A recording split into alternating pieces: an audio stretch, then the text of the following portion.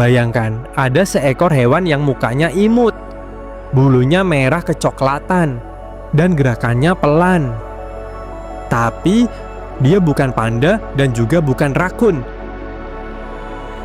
Dan anehnya, dia hidup hampir sendirian di dunia. Namanya terdengar familiar, tapi kisah hidupnya jauh lebih sunyi dan rapuh dari yang kita kira. Inilah cerita tentang panda merah, si panda pertama yang nyaris terlupakan.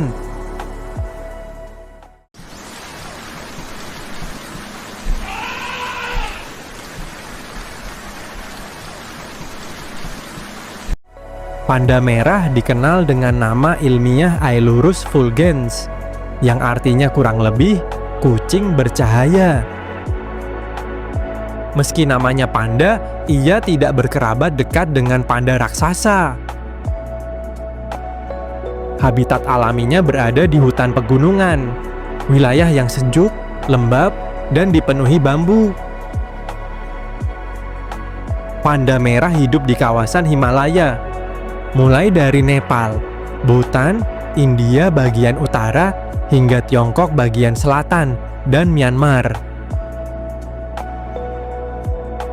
Sekilas, panda merah terlihat seperti boneka hidup. Tubuhnya kecil, sekitar ukuran kucing besar. Bulunya tebal, berwarna merah bata di punggung dan hitam di kaki. Dengan wajah putih dan garis gelap di sekitar mata. Ekornya ini bukan hiasan. Ia berfungsi sebagai selimut alami saat suhu malam di pegunungan turun drastis.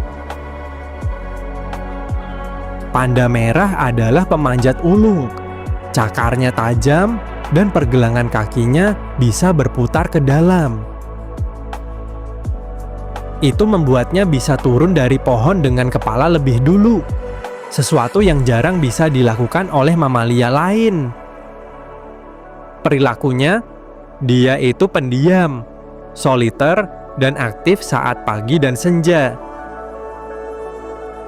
Dan sebagian besar hidupnya dihabiskan di atas pohon. Meski terlihat manis, hidup panda merah sebenarnya penuh kompromi. Makanan utamanya adalah bambu, padahal sistem pencernaannya tidak dirancang untuk itu.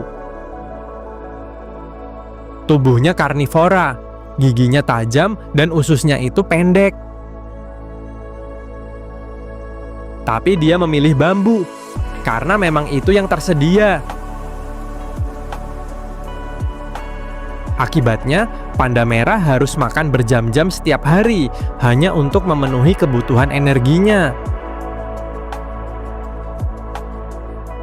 Menariknya, panda merah ditemukan lebih dulu oleh ilmuwan barat dibanding panda raksasa.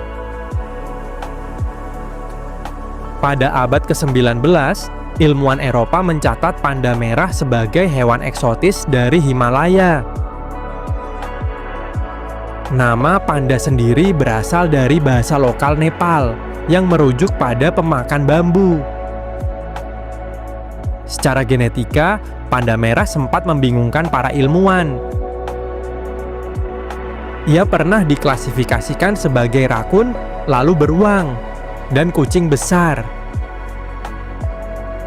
Akhirnya panda merah ditempatkan di keluarga sendiri, yaitu Ailuridae. Sebuah keluarga dengan satu anggota tersisa. Banyak yang mengira panda merah adalah versi kecil panda raksasa. Padahal, keduanya hanya berbagi nama dan makanan favorit saja. Secara evolusi, mereka berbeda jauh. Mitosnya lagi, panda merah itu malas dan tidak banyak bergerak. Tapi faktanya, ia justru sangat aktif di waktu tertentu, terutama saat suhu dingin dan cahaya redup. Panda merah berperan penting sebagai penyebar biji-bijian. Buah-buahan yang ia makan ikut tersebar melalui kotorannya. Ia juga membantu menjaga keseimbangan vegetasi bambu. Meski makanannya terbatas, kehadirannya bagian dari rantai alami.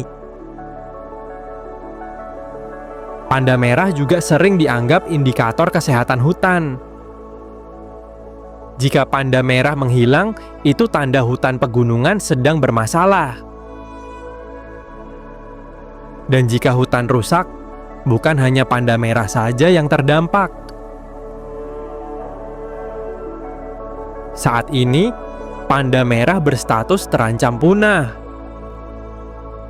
Populasinya diperkirakan kurang dari 10.000 individu dewasa di alam liar. Ancaman terbesarnya itu bukan pemburu, melainkan kehilangan habitat.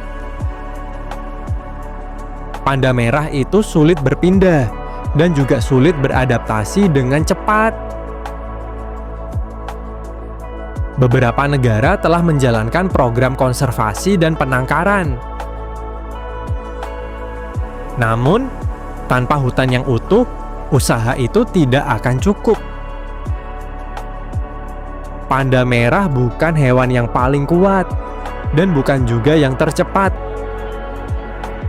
Tapi ia adalah bukti bahwa evolusi tidak selalu menghasilkan pemenang besar.